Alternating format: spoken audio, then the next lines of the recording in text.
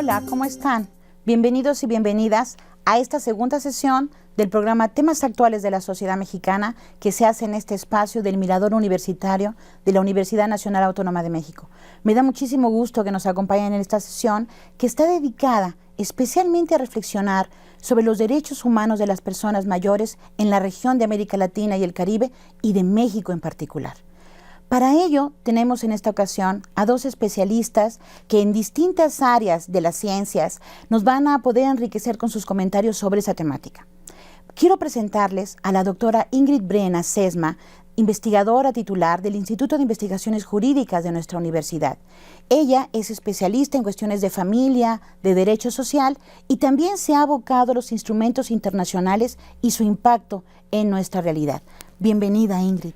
Bien, muchas gracias por la invitación para debatir estos temas que interesan tanto a la sociedad mexicana. Muchas gracias. También tenemos con nosotros a la doctora Aida Díaz Tendero Boyain, que además es investigadora del Centro de Investigaciones sobre América Latina y el Caribe, también de nuestra Universidad Nacional Autónoma de México. Ella es socióloga, también estudió ciencia política y tiene un doctorado en estudios latinoamericanos en la Universidad Complutense de Madrid. Bienvenida, Aida, y muchísimas gracias por venir a esta invitación.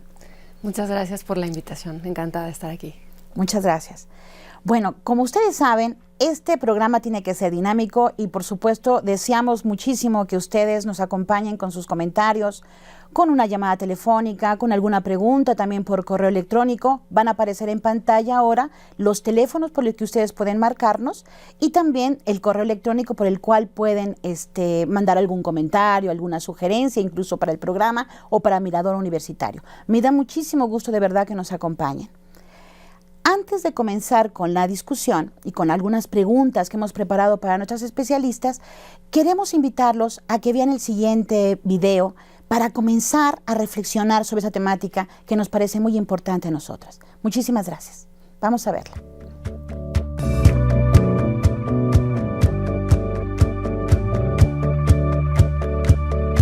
El enfoque de derechos humanos en las personas mayores es un paradigma cada vez más dominante en la región de América Latina y el Caribe, que tiene como fundamento vinculante la Convención Interamericana de Protección a los Derechos Humanos de las Personas Mayores, la cual busca reconocer la eminente necesidad de un cambio de paradigma sobre el papel de las políticas públicas, los gobiernos y la sociedad. Es un instrumento consensado por los 35 países que componen la Organización de Estados Americanos, y que fue aprobado el 15 de junio del 2015. En consistencia con los planteamientos de diversos organismos internacionales, el documento de la Convención se fundamenta en la no discriminación como derecho llave y se sustenta en los modelos de envejecimiento activo y saludable, con un respeto a la autonomía, independencia, igualdad de género, buen trato, entre otros.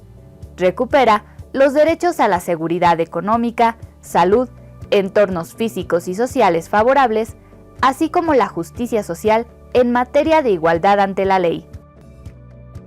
La Convención como instrumento jurídico vinculante para proteger los derechos humanos de las personas mayores establece que la persona mayor tiene los mismos derechos humanos y libertades fundamentales que otras personas, y que estos derechos, incluido el de no verse sometida a discriminación fundada en la edad ni a ningún tipo de violencia, dimanan de la dignidad y la igualdad que son inherentes a todo ser humano.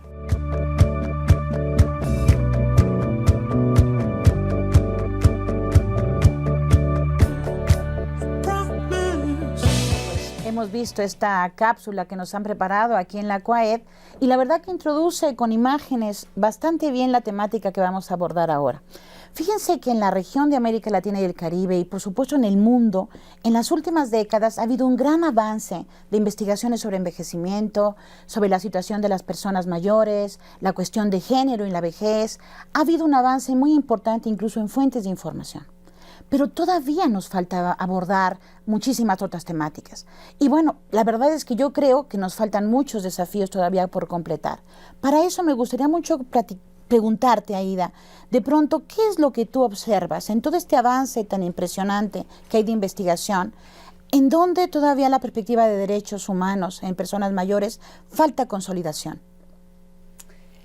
Bueno, si nos enfocamos en el tema de investigación relacionada con adultos mayores y cómo se relaciona esto con los derechos humanos, podemos ver que hay muchas coincidencias.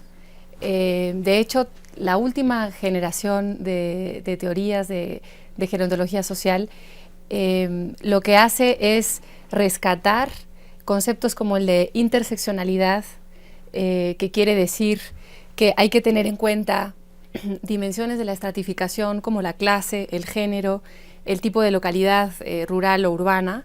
Esto por una parte. La otra, el otro gran consenso sobre hacia dónde tienen que ir los estudios en materia de envejecimiento es la teoría del construccionismo social, es decir, la vejez y todos los conceptos relacionados con ella son construcciones sociales. Y por ende,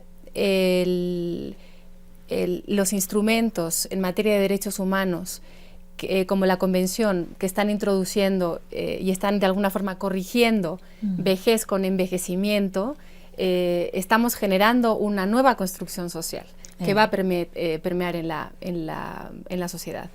Rescatando el principio de interseccionalidad que decíamos, es muy curioso cómo la Convención rescata este principio de interseccionalidad.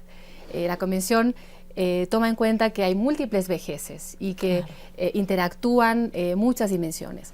¿Cuál es el otro gran aporte de los estudios en materia de envejecimiento que vemos reflejado en la Convención y otros instrumentos?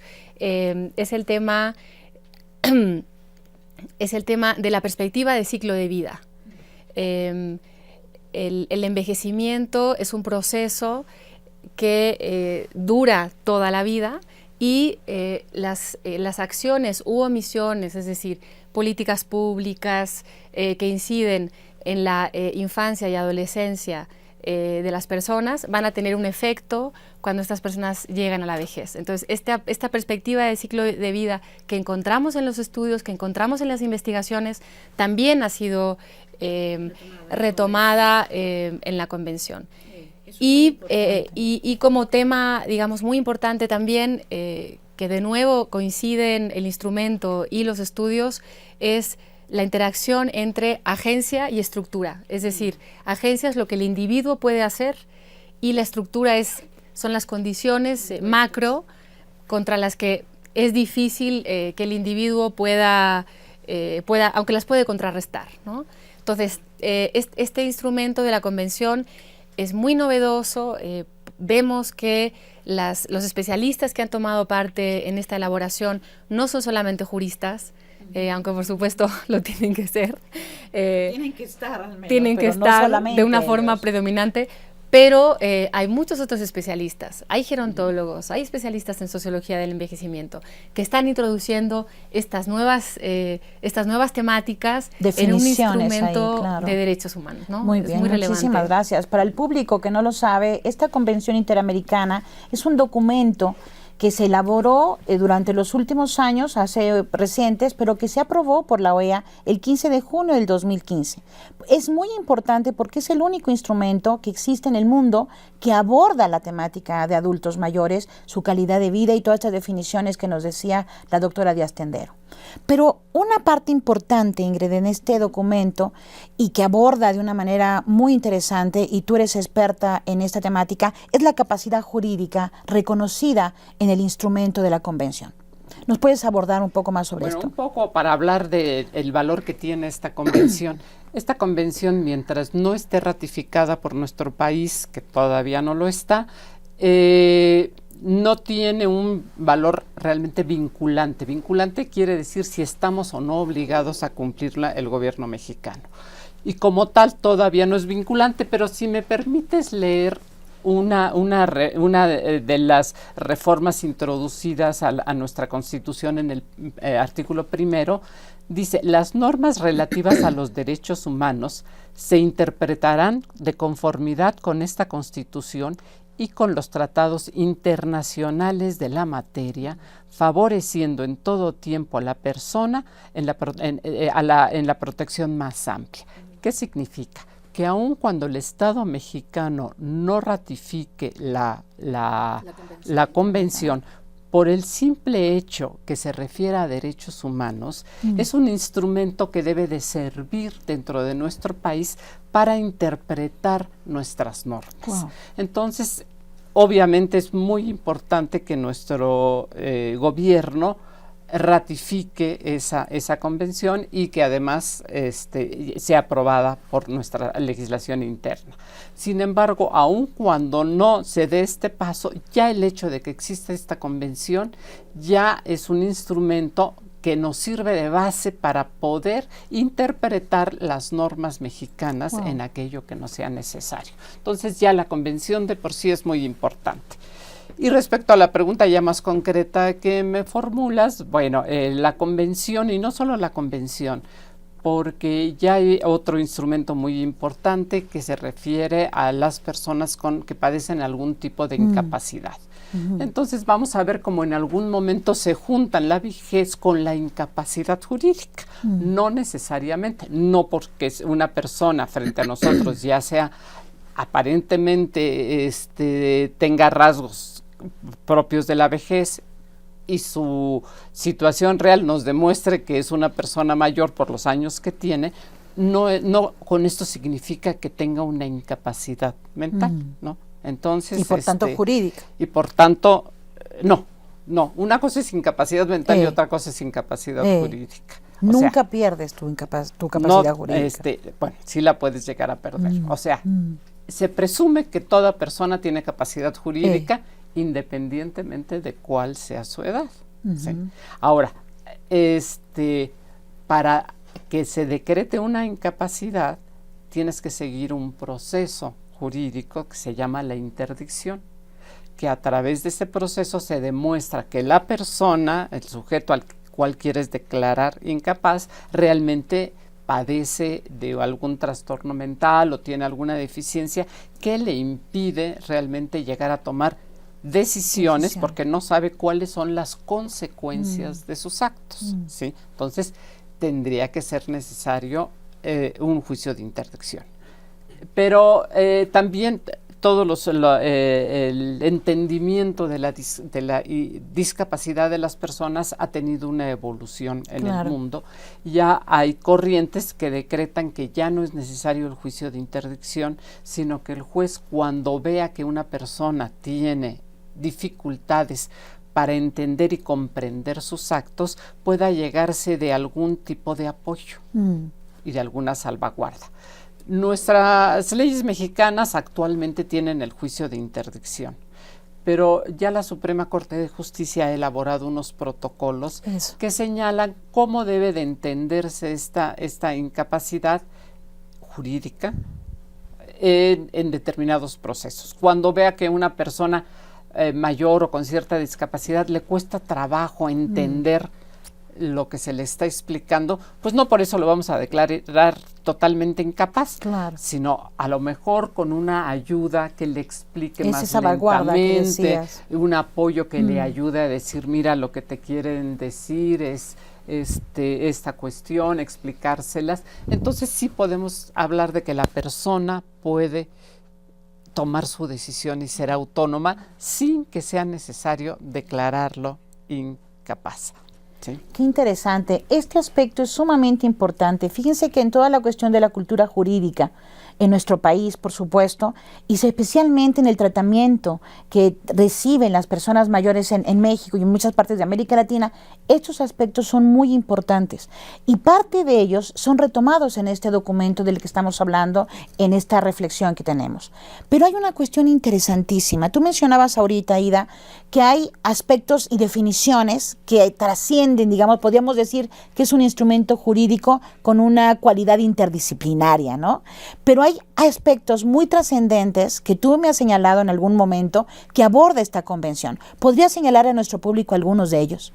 Sí, claro. Bueno, en relación a lo que comentaba la doctora Ingrid, es muy interesante cómo, si bien la convención aborda este tipo de cuestiones tan delicadas, se enfatiza el enfoque de derechos humanos entendiendo por esta perspectiva al adulto mayor como sujeto de derechos y el adulto mayor visto como una persona empoderada, que un poquito rompe el paradigma anterior.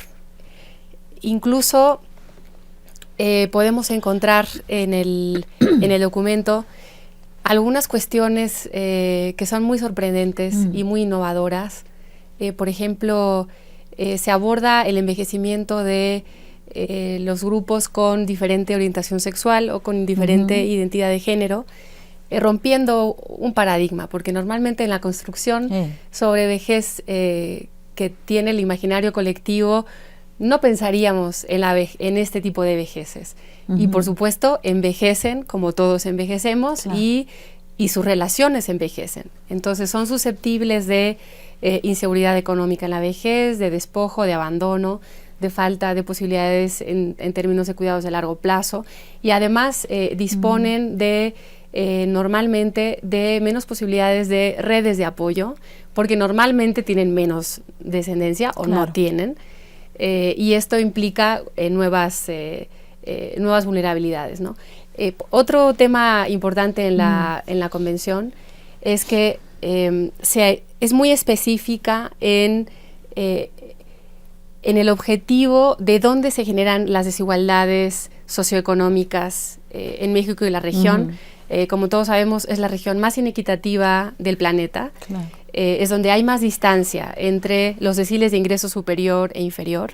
Y esta convención obvia una especie de debate que ha estado detrás de los recortes de pensiones, que ha estado detrás de las reformas privatizadoras, y que enfrentaban o dividían a la sociedad en generaciones que estaban luchando a expensas del consumo de recursos. Entonces era una especie de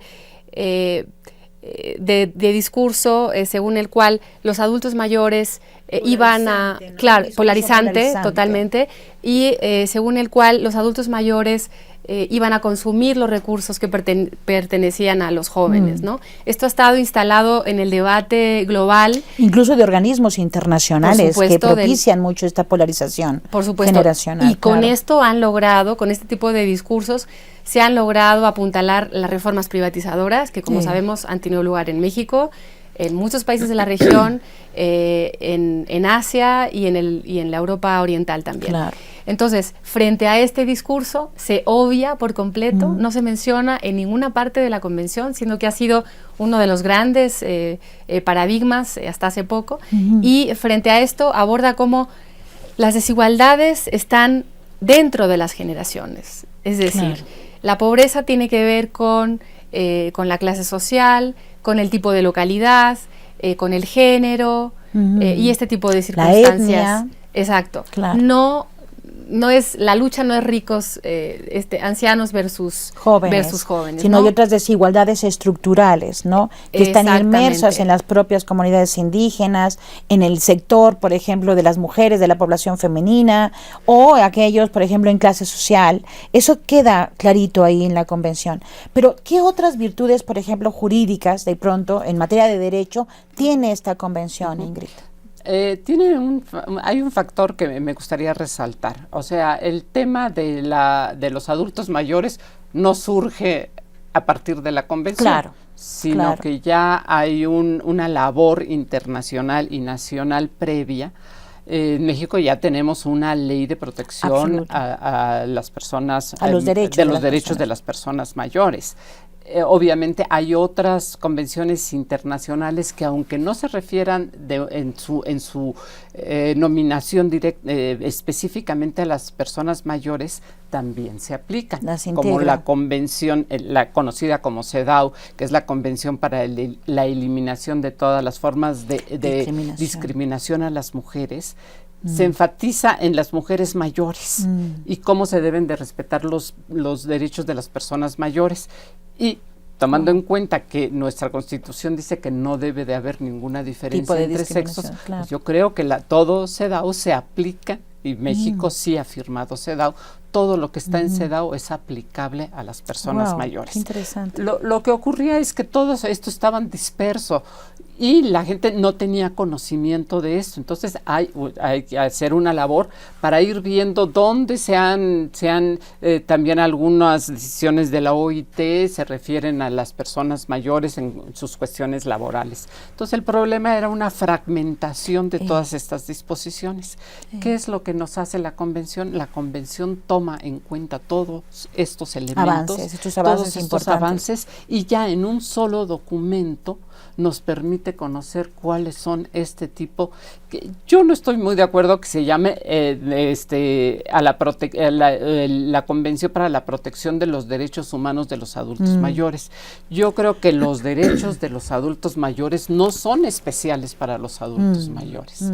Los adultos mayores tienen los mismos derechos humanos que el resto de la población. Qué bueno. Lo que cambia es la perspectiva y la aplicación de los derechos humanos en este grupo especial de la población. Perfecto. Sí, esto que dice la eso es muy doctora importante. Ingrid es precisamente un poco la visión europea, ¿no? En Europa hubo una recomendación en el 2014 que se considera como derecho blando, porque es nada más como una luz, pero desde luego no es vinculante en absoluto. Y la tendencia es esta, es decir, no nos hace falta un instrumento específico, es como se ve en el derecho europeo, sino que el verdadero problema es la brecha de aplicación que hay hacia la población adulta mayor. Y digamos, es un debate muy interesante, ¿no?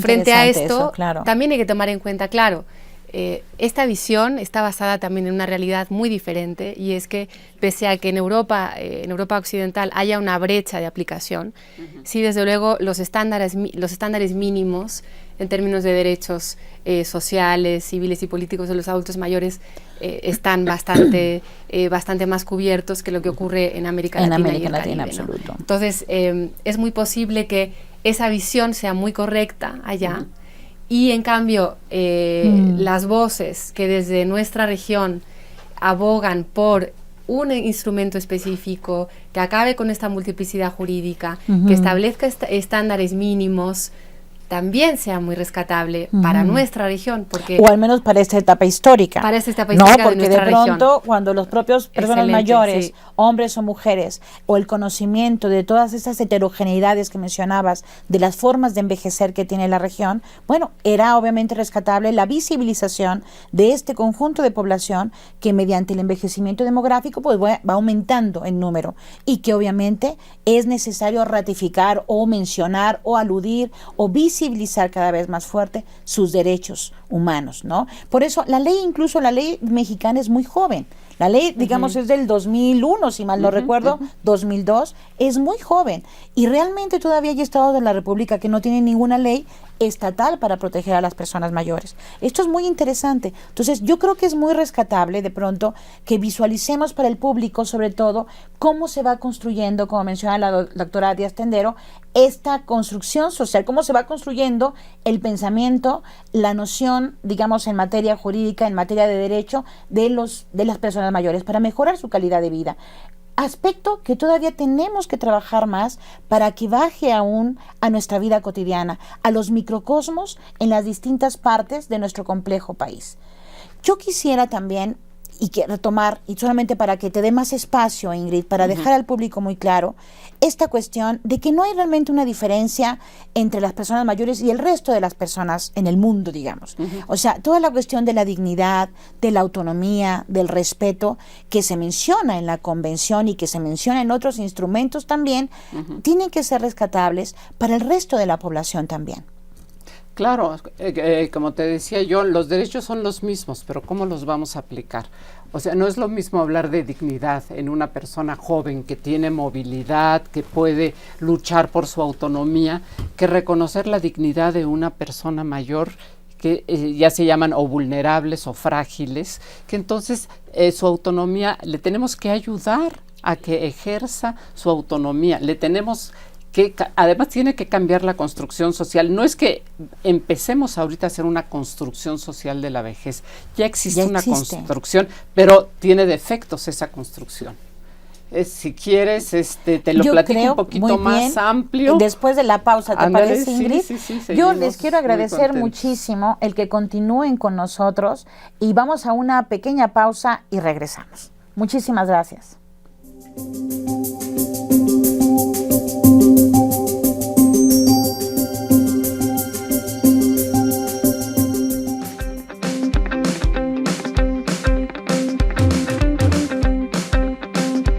El Festival Internacional de Cine UNAM fue concebido por la Universidad Nacional Autónoma de México en 2011 como un festival abierto a la investigación y exploración académica del cine y como una importante ventana de exhibición en México para películas independientes del mundo, incluyendo los géneros de documental, ficción e híbridos. Desde la primera edición, se dedicó a presentar películas cuya exhibición es de difícil acceso en nuestro país y se interesó por explorar las propuestas vanguardistas del cine, con especial interés en el aspecto formal de las películas y en su convergencia con otras disciplinas artísticas. Se piensa tanto en el trabajo de jóvenes talentos como en el de directores consagrados, así como en películas avaladas por festivales internacionales de primera línea. FIC UNAM es un festival que apuesta por la creación de un nuevo público y por la difusión de la cultura cinematográfica. No te pierdas su sexta edición del 24 de febrero al 1 de marzo de 2006. Consulta cartelera y sedes en la página www.ficunam.org.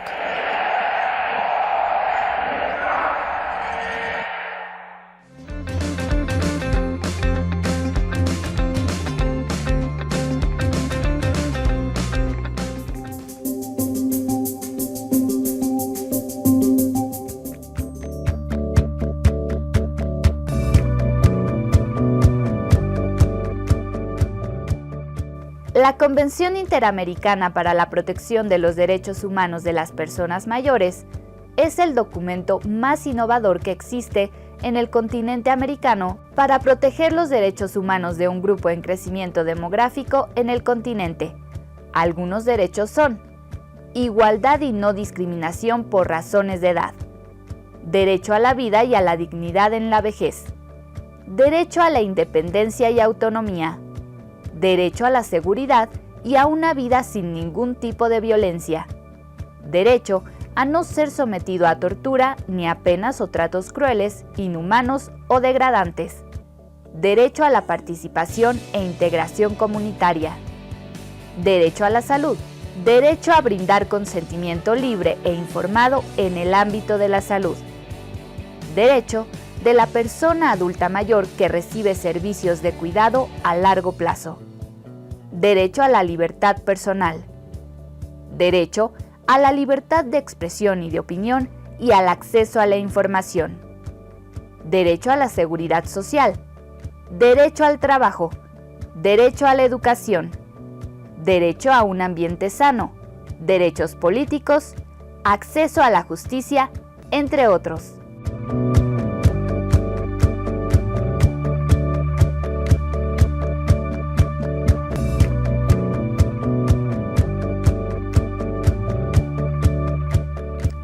Bueno, muchísimas gracias por continuar con nosotros. La verdad que la discusión, incluso en las pausas, está muy acalorada aquí. Es muy interesante este tema. Los invito a buscar incluso bibliografía, lecturas que aborden sobre ese tema. Les agradezco muchísimo también los comentarios que ya saben que pueden enviar por correo electrónico en la página misma de Facebook del Mirador Universitario o al teléfono que va a aparecer en sus pantallas.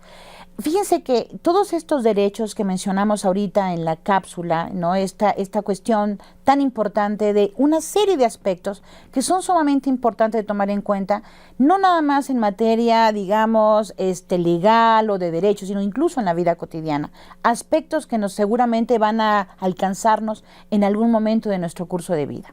Bueno, habíamos mencionado también, y quiero también recordarles que tenemos además unos obsequios para quienes lo soliciten, unos libros que se han publicado en el Instituto de Investigaciones Sociales y que estoy segura enriquecerían muchísimo con esta bibliografía que les estoy mencionando. Hace un momento, Ingrid, mencionabas esta parte de la autonomía. Esto realmente es una cuestión del ser humano, son derechos humanos. Los enfatizamos mucho en las personas mayores porque evidentemente en la historia de nuestro país este grupo de población no era tan grande, cada vez va en mayor crecimiento, pero tenemos que ratificar constantemente ante las políticas públicas, ante los instrumentos jurídicos, incluso, como yo digo en la vida cotidiana, los derechos de las personas mayores. ¿Quieres abundar un poco sobre esto? Sí, te hablaba antes de la pausa de la construcción social que hay y la visión que hay en relación a las personas mayores. Primero, el número antes era muy reducido, las esperanzas de vida eran mucho más cortas y ahora tenemos una población mayor que está creciendo. Entonces, los ojos de la sociedad han vuelto a estas personas mayores. Sin embargo, socialmente todavía están siendo vistas como con estereotipos. Un poco de una manera despectiva, ya no sirven, ya rindieron lo que tenían que rendir, ahora realmente hay que pagarle pensiones y son un lastre para la población económicamente activa. Argumentos y narrativas terribles que reproducen la discriminación fuertísimo. Discriminación, maltrato, abusos, incluso violencia, abusos. Y falta un poco la construcción de la sociedad yo diría en primer lugar agradecer a estas personas. Estas personas han sido las que han hecho cambios sociales muy importantes. Es las que han educado a las generaciones que actualmente viven. O sea, en primer lugar debemos de tener un agradecimiento y un reconocimiento a estas personas mayores. Y hay que cambiar la construcción en vez del inservible al cual ya exprimimos y ya dio todo lo que tenía que dar, a una gente a la que hay que admirar, hay que respetar y hay que tenerle la gratitud y que hay que contemplarlo en su fragilidad y en su vulnerabilidad. Repito, no es lo mismo la autonomía de una persona que puede en este momento levantarse, salir, tomar un autobús, tomar el metro, tomar sus propias decisiones, de una persona que ya tiene problemas de movilidad. Entonces, ahí es donde tiene que haber un cambio. ¿Cómo vamos a lograr que una persona mayor sea autónoma? Si su físico ya le impide, ejercer esta autonomía, pues vamos a auxiliarlo con políticas, con programas. Pero con construcciones en los edificios que les permitan la movilidad, estas rampas, ¿verdad? Acceso fácil a los medios de transporte. Y por ejemplo, en las oficinas públicas, en lugar de que tengan que hacer una larga fila, como que permitirles que tomen asiento en lo que están esperando. O sea, tenemos que tener en cuenta que para que ejerza su derecho de la autonomía, tenemos que tener la visibilidad. Y que puedan tomar sus decisiones muy importantes de vida. De repente ocurre que una persona mayor la meten en una casa de reposo, por ejemplo, de alguna ideología religiosa. Resulta que la persona no es religiosa. Pero a la familia se le hace muy cómodo meterla en este instituto que tiene alguna religión, profesan alguna religión. Digo, que falta más grave de no respetar la autonomía de la persona, que ahora le van a hacer rezar, comulgar, confesarse, cuando realmente, o al revés, una persona sumamente religiosa que no le permiten ejercer sus principios religiosos por estar en un lugar en el que no quiere estar. Y esto es solo uno de los ejemplos de cómo deben de ejercerse, de cómo deben de reconocerse los derechos humanos de las personas mayores. Claro, maravilloso. ¿Y qué impacto tendría también? Tú eres politóloga, has estudiado también las políticas públicas, ¿no? Este tipo de instrumentos, ¿cómo nos inspiran de pronto en la acción política, ¿no? O sea, realmente, sabemos que a nivel de la sociedad tenemos que trabajar esto, pero también a nivel de las políticas, ¿no, Aida? Claro, lo que pasa es que, México se caracteriza por una enorme distancia entre los instrumentos, desde la Constitución, y y la realidad de las personas. Entonces, una cosa es que los derechos estén consagrados en papel, y otra cuestión muy diferente es que las personas los puedan ejercer efectivamente, y que el Estado tutele el ejercicio de esos derechos. La convención está apareciendo en un momento muy interesante para México, por la reforma constitucional del 2011, Claro. Que mencionaba la doctora. Y además estamos en un momento, desde el punto de vista sociodemográfico, donde se está por terminar el bono demográfico, y entonces ahora es cuando va a empezar el incremento exponencial de la población adulta mayor. ¿Cómo se pueden hacer políticas públicas a la luz de los derechos humanos? Pues el libreto es bastante complicado. México es un país que tiene que atender a grupos poblacionales muy diversos. Muy diversos. Además tiene muchas deudas pendientes aún con su población infantojuvenil y con la población en edad de trabajar, como por ejemplo la falta de oportunidades y por contra de esta falta de oportunidades, el crecimiento exponencial del sector informal. Entonces, lo primero es el conocimiento de los derechos, que además es lo que a nosotros como investigadores, como docentes, nos corresponde. Dar a conocer los derechos es como la primera parte. A la hora de formular políticas públicas, ¿qué se tiene que tomar en cuenta? Se tiene que tomar en cuenta a las organizaciones de la sociedad civil. Absoluto.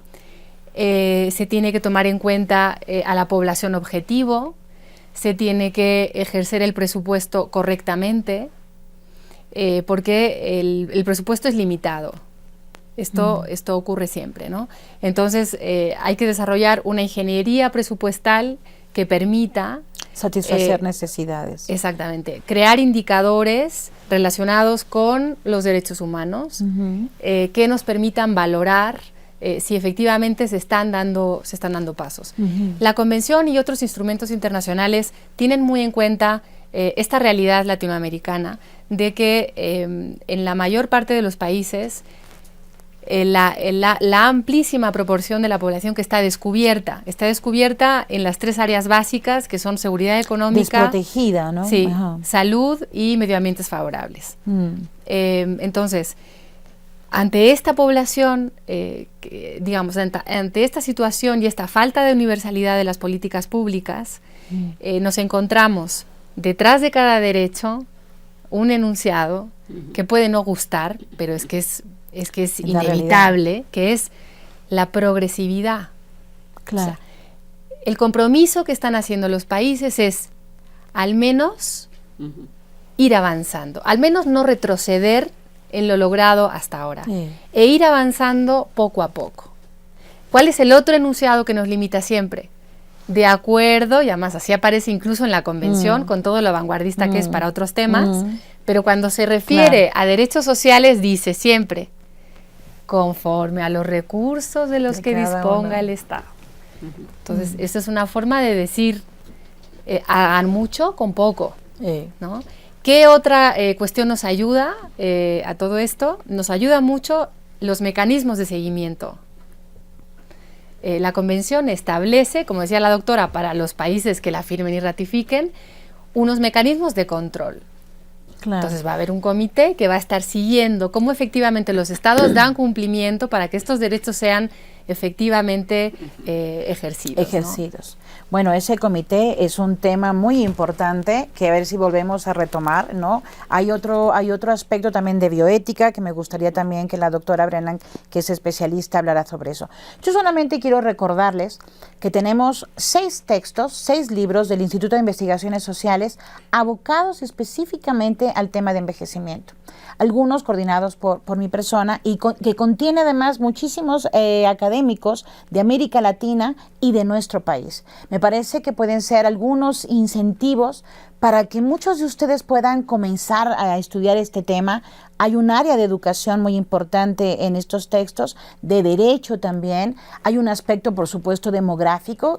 Creo que tenemos que generar una cultura de demográfica, ¿no? Como lo decía también un investigador emérito de nuestro Instituto de Investigaciones Sociales, ya fallecido, don Raúl Benítez Centeno, el maestro Benítez Centeno, que hablaba mucho de esta cultura demográfica. Tenemos que seguir estudiando mucho, y sobre todo también las personas mayores que forman parte de organizaciones de la sociedad civil, asociaciones de jubilados, de retirados, grupos de personas mayores que tienen una condición étnica que enriquece nuestra multiculturalidad. Bueno, pues todo eso podemos seguirlo integrando en esas investigaciones y sobre todo seguir capacitándonos, educando mucho más. Me gustaría mucho, Ingrid, que habláramos sobre esta cuestión bioética. Tú has trabajado mucho este aspecto y creo que en la convención hay algunos elementos sumamente importantes. Ya mencionabas, por ejemplo, también hace un momento lo del consentimiento informado, ¿no? De las personas mayores. ¿Qué otras cuestiones ves ahí también? Pues mira, lo que pasa es que la bioética es una interdisciplina que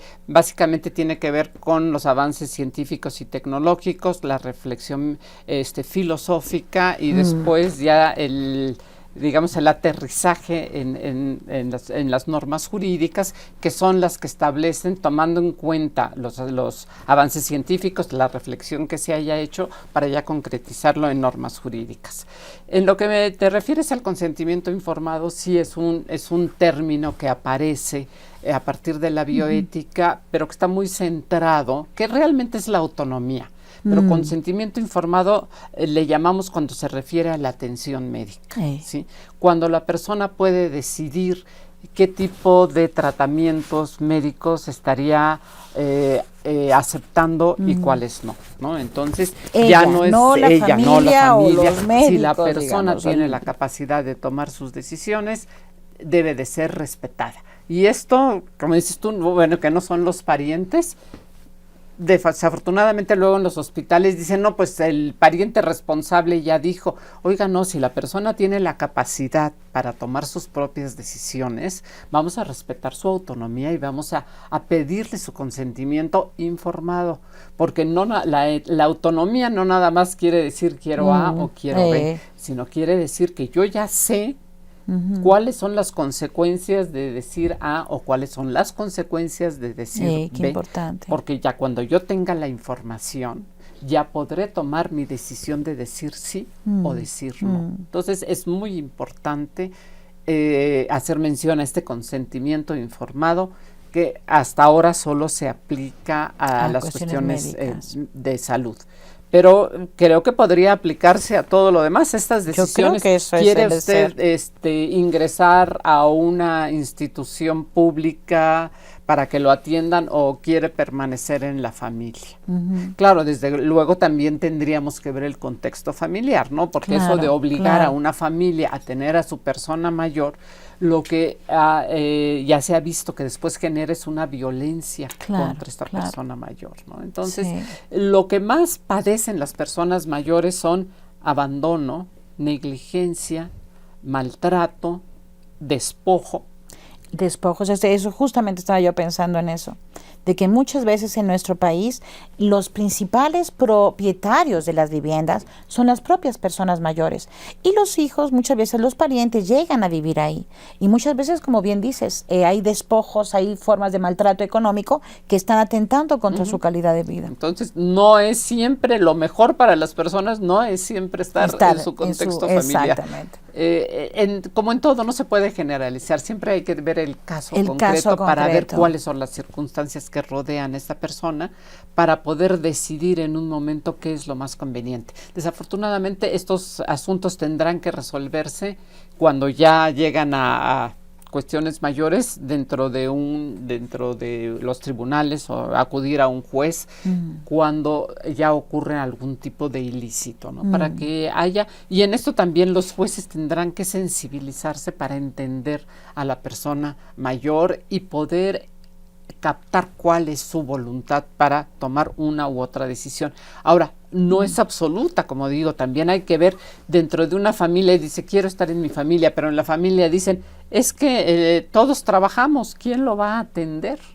Entonces, claro, además en una situación como nuestro país, como mencionas, con una situación económica fuerte, digamos, en algunos sectores de la población, de mucho deterioro económico. Todos tienen que trabajar, entonces, ¿quién va a atender a esta persona mayor? Claro. Entonces, claro, hay que tomar en cuenta todo pero todos siempre, los elementos particulares de esa pero situación, para propiciar a la persona que ejerza al mayor grado posible esta autonomía. Muy bien. La cuestión de género, Aída, y esta cuestión hay muchos temas muy innovadores para nuestro público, ¿no? Estas desigualdades también en materia de entre hombres y mujeres al momento de envejecer. En las mujeres hay evidencias constantes que apuntan esa gran vulnerabilidad en la vejez. La cuestión del maltrato, que si bien es a hombres y mujeres y a distintas identidades de género, o sea, también es un aspecto que se toma en cuenta en esta convención. ¿Qué otros elementos consideras que es importante que nuestro público considere con mayor detenimiento? Bueno, el tema de género verdaderamente es tan importante que se habla a nivel global de la feminización del envejecimiento, de la vejez como una cuestión eminentemente femenina, ¿no? Y esto tiene varias perspectivas, ¿no? Por una parte está el tema de los números. Por la mayor esperanza de vida de las mujeres sobreviven a sus esposos, las que los tienen, más años. Además de esto es muy curioso cómo se observa en las diferentes cohortes, cuanto más avanzamos en edad, hay más mujeres en relación a hombres en todos los países del mundo. Esto es en el mundo desarrollado y en el mundo en desarrollo, es un tema interesante.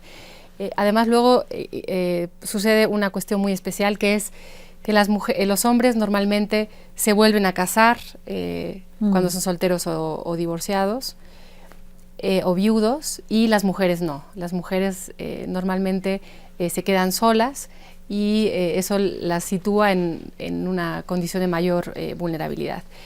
Además, el envejecimiento es un tema femenino porque también las cuidadoras son mayoritariamente mujeres. Entonces, cuando se habla de la crisis del cuidado, del peso que representa el cuidado de los adultos mayores, estamos siempre hablando... de cuidar, como un trabajo también. Por supuesto, claro. como un trabajo relevantísimo e importantísimo, si bien no remunerado. Estamos hablando de las hijas, las nueras, las sobrinas. Ellas son las nietas, claro. Ellas son las que se están ocupando. Y además hay que tomar en cuenta otra cuestión que tiene mucho que ver con la mujer, que es que este incremento del número de adultos mayores se va a dar cuando la sociedad está cambiando y cuando en primer lugar hay un menor número de hijos, de hijos que puedan apoyar a sus adultos mayores, y cuando... La segunda transición demográfica, dirían los demógrafos también. Exactamente, y cuando... La transformación de la familia. Eso es, y esta transformación de la familia pasa por el menor número de hijos y además por la incorporación masiva de la mujer al trabajo, digamos, formal o informal, pero remunerado y fuera de la casa. Así es. Entonces es una cuestión...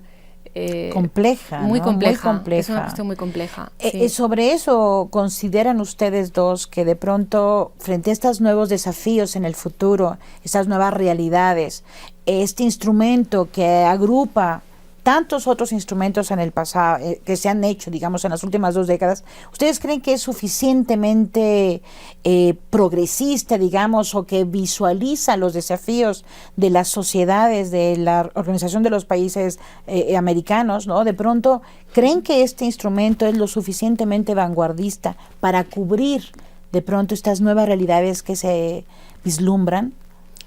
Bueno, yo lo que pienso es que la situación de la región amerita todo tipo de esfuerzos, ¿no? Entonces, este es un esfuerzo más, que es posible que, como va de la mano con la justiciabilidad de los derechos sociales, que también es una novedad, es una cosa que antes no se planteaban en las cortes internacionales, en la Corte Interamericana de Derechos Humanos. Digamos, hay todo un movimiento impulsado por ONGs transnacionales. Hay un empuje muy fuerte que puede permitir que instrumentos como este sirvan a los impartidores de justicia de todos los niveles y ayuden a un cambio, pero por supuesto es un cambio que requiere de una multiplicidad de actores, ¿no? Claro, yo creo que es muy oportuno lo que dices, porque bueno, ya está el instrumento legal. La gente de repente piensa que una vez que está en una ley, el problema está resuelto. Sí, no. Como que todo el problema lo tenemos los juristas en hacer buenas leyes, ¿no? Y no es así, o sea, la realidad nos está diciendo que la cuestión no es así. Ya tenemos un instrumento legal, creo yo que sí cubre, por lo menos hasta este momento, las necesidades, las expectativas, más las reformas del 2011. O sea, la ley está ahí. Ahora, ¿qué tanto se puede cumplir? ¿Y qué tanto hay voluntad política de cumplirlo? ¿Y qué tanto hay la posibilidad económica de atenderla? Supuestamente el Estado debería, para poder realmente hacer efectiva la convención, tiene que establecer programas públicos de prevención, de educación, de sensibilización, de difusión de todos estos temas para que penetre en la sociedad. Incluso de educación a lo largo de la vida, que es un tema también muy importante que aborda educación este instrumento. y mucho también al grupo social, a la familia, ¿no? Aquí hay mucha labor que hacer dentro de grupos sociales, dentro de lugares de trabajo, al seno de la familia, porque la familia misma es la primera que debe entender qué es que forme parte de su vida, uno o más personas adultas mayores, ¿no? Entonces, esta labor no de sensibilización tiene que partir del Estado. O sea, el Estado debe de propiciar a través de todos estos programas una sensibilización, un conocimiento, porque si no hay un conocimiento, si no hay un efecto paraguas, esta convención es como un paraguas que deberá filtrarse a toda la sociedad, para un paraguas que conozcan. Con filtros, porque la idea es que no sea tan, o sea, que permita filtrar. Que cubra todos estos programas y todas estas acciones. Ahora, la responsabilidad no es únicamente del Estado, eso hay que tener el Estado también somos todos, también no es solamente el gobierno. Bueno, el concepto de Estado es población, territorio y poder.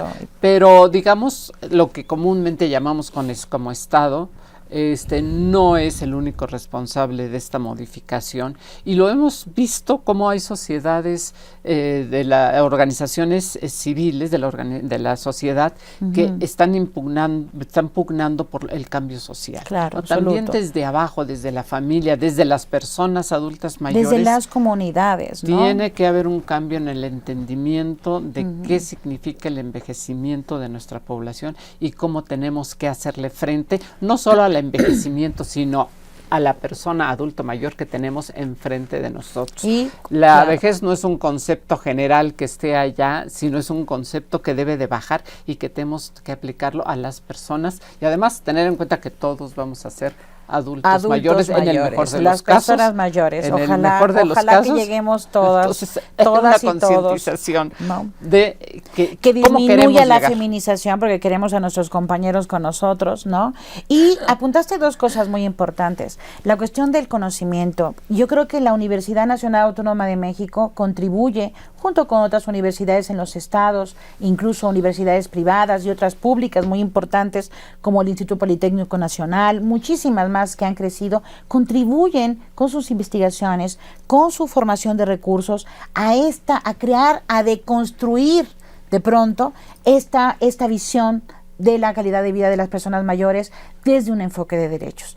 Yo la verdad quisiera agradecer muchísimo esta oportunidad a Mirador Universitario, al programa de temas actuales de la sociedad mexicana que organiza la CUAED y el Instituto de Investigaciones Sociales, y sobre todo quisiera agradecerles a todos ustedes por mantenerse, por seguir este tema, porque es parte del papel que tiene la universidad en la capacitación, en la educación, en generar reflexión en todos ustedes sobre nuevos fenómenos que están ocurriendo y que afortunadamente tenemos especialistas que tenemos que generar más, sin duda, pero tenemos especialistas para poder abordarlos y poder influir en quienes toman decisiones. Muchísimas gracias por su presencia y muchísimas gracias por seguir aquí. Hasta luego.